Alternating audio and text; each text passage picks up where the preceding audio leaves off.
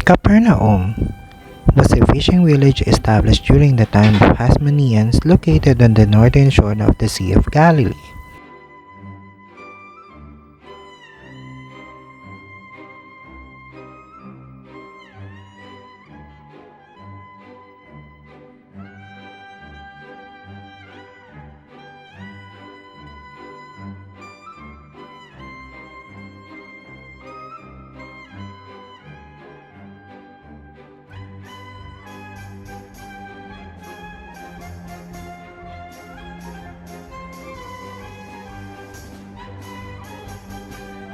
Homeless Jesus was designed by Timothy Schmaltz, a Canadian sculptor and devout Catholic. It depicts Jesus as a homeless person sleeping on a benchmark.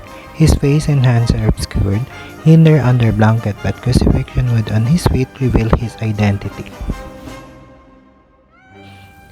Pilgrimage Church of St. Peter in Capernaum is a modern Catholic pilgrimage church found in the archaeological site of Capernaum, northern Israel. The church is a part of a Franciscan monastery in Capernaum dedicated to St. Peter, whom Catholics consider the first leader of the church.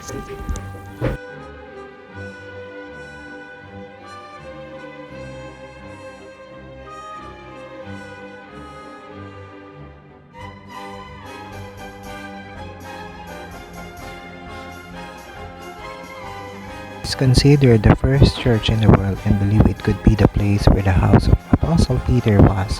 In the 5th century, an octagonal church was built in its place. In 1990, a church of modern pilgrimage was built over the remains of the ancient temples.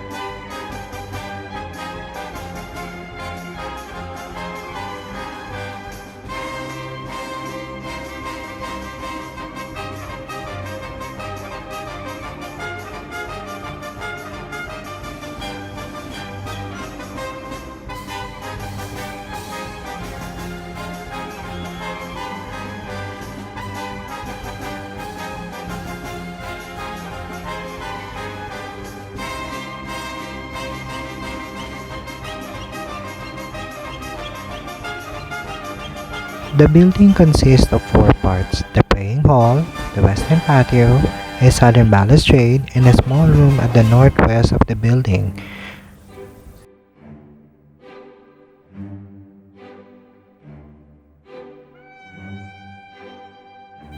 Saint Peter, also known as Peter the Apostle, Simon Peter, Simeon, Simon or Cephas, was one of the 12 apostles of Jesus.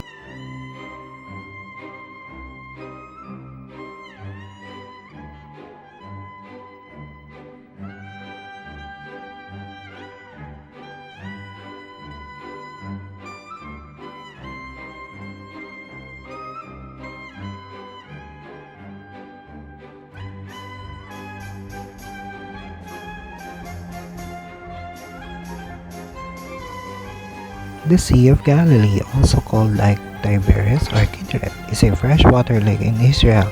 It is the lowest freshwater lake on earth and the second lowest lake in the world, at levels between 250 meters and 209 meters below sea level. It is approximately 53 kilometers in circumference, about 21 kilometers long, and 13 kilometers wide.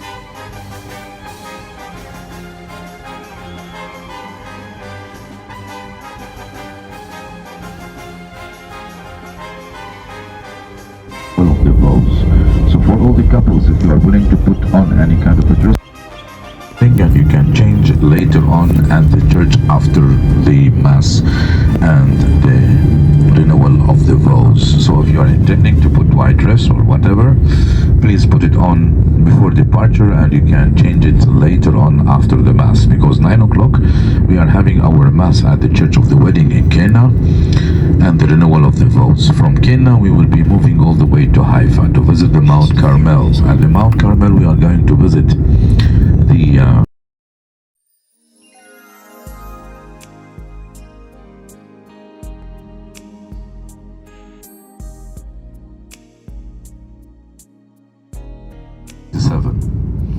So all the mountains now on your left hand side, it's the start of the Jordanian, the Hashemite kingdom of Jordan. So this is the start of the Jordan Valley, and we are now on the top of.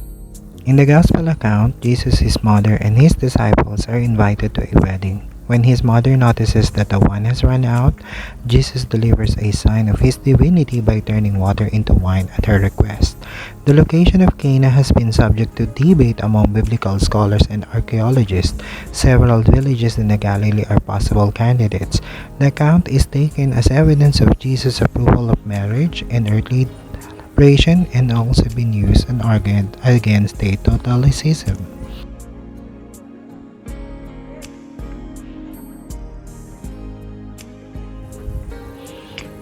The Wedding Church in Kfar Cana, Israel, a pilgrimage site believed by many Christians to be the site of the biblical wedding.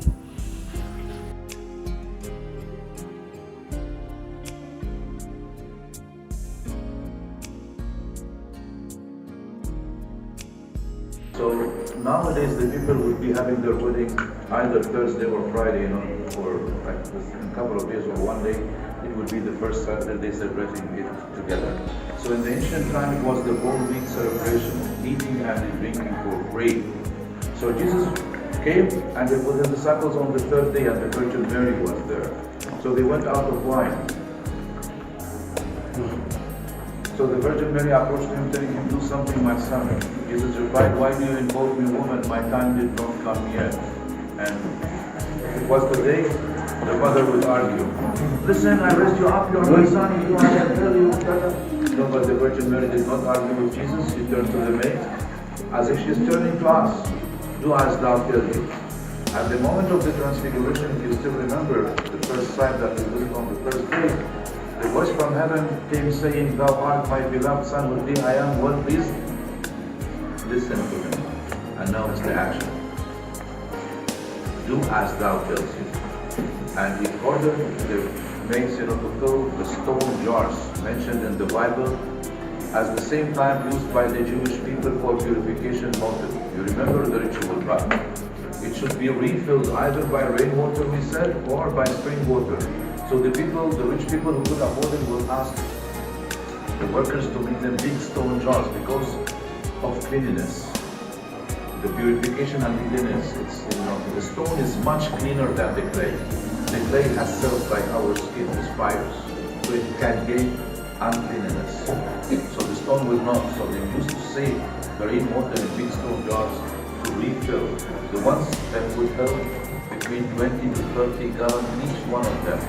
During the excavations, by God's willing, a big stone jar was discovered in the place, and now it's exhibited down below us at the lower level at the continuation where we are going.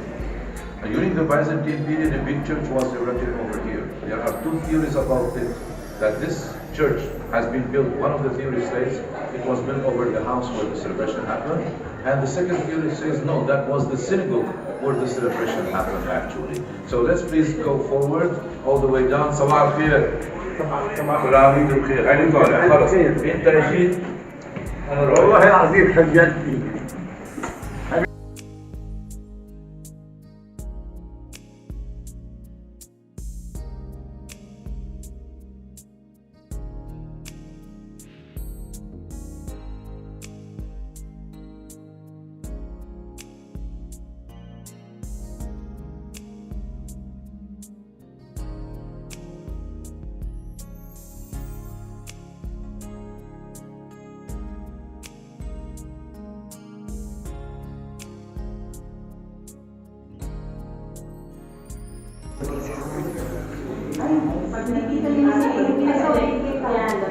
Amy, this is for you. Okay.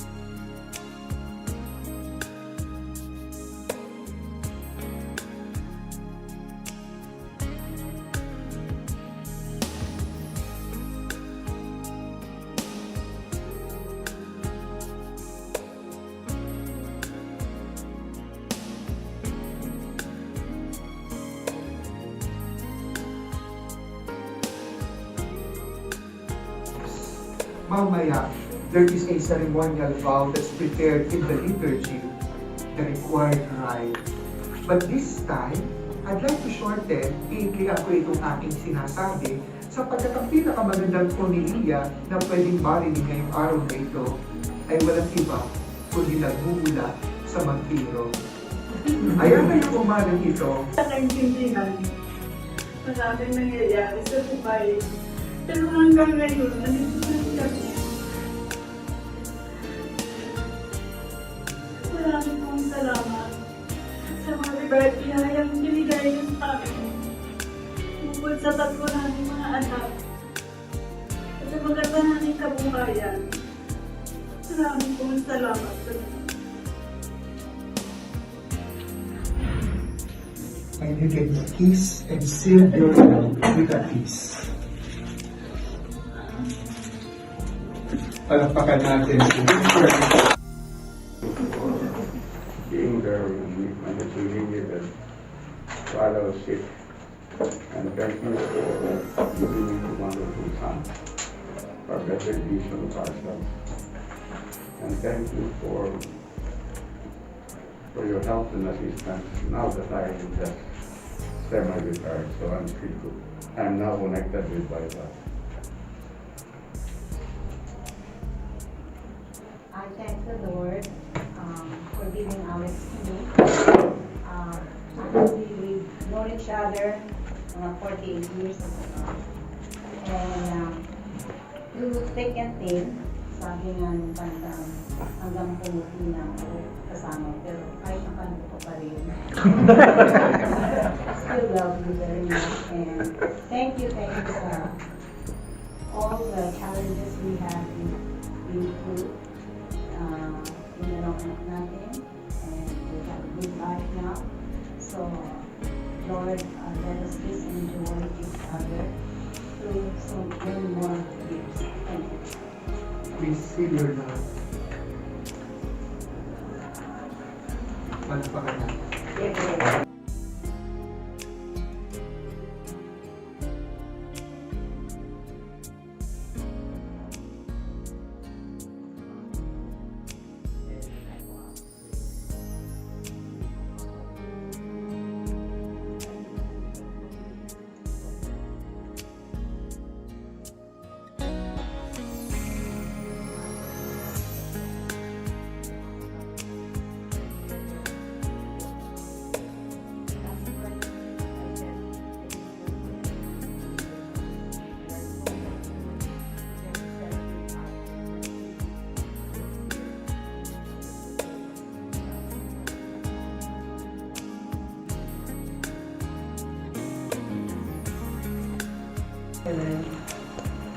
Gawa ng salamat sa pagtanggap mo sa akin na kung ano bang kailangan ko yung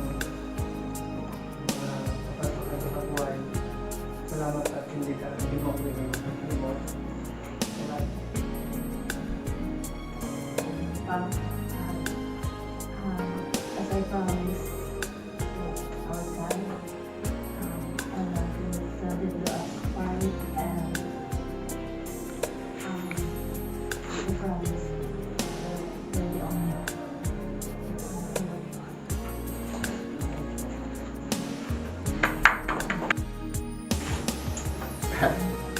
10 years ago, after the wedding ceremony, sinabi mo, dapat lahat yung wedding vows may valid.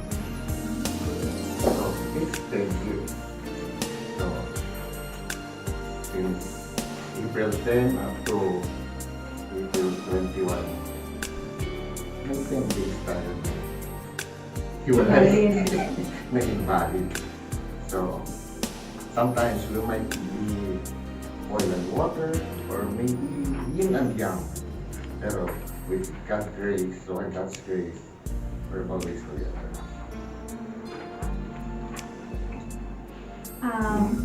I thank God for my husband. I'm so happy that we got together. Unfortunately, I am not eloquent under pressure and in public. So, in the words of Air Supply, you're the meaning in my life, you're the inspiration. You bring feeling to my life, you're my inspiration. Dapat kantahin.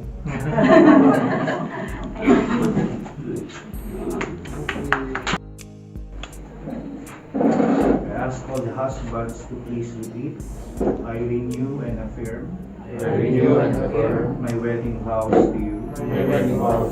Once again, I promise to love and honor you in good times and in bad, in sickness and in health, for better or for worse, all the days of my life.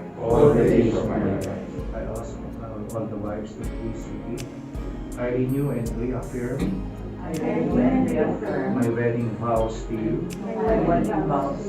Once again, I promise to love and honor you in good times and in bad, in sickness and in health, for better or for worse, all the days of my life.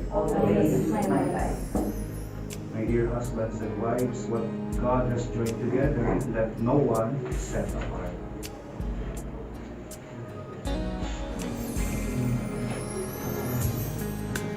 Hold each other's hand.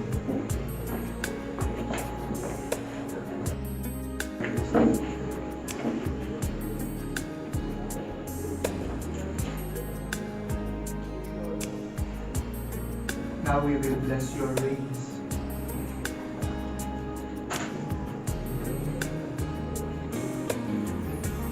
Lord, increase and consecrate the love which these married couples have for one another. The wedding rings they once exchanged are the sign of their fidelity. May they continue to prosper in the grace of the Son. Amen. Now, the husband, please, hawak yung ring. Sabihin natin, repeat after me. Wear this ring as a symbol of my love for you. In the name of the Father, and of the Son, and of the Holy Spirit.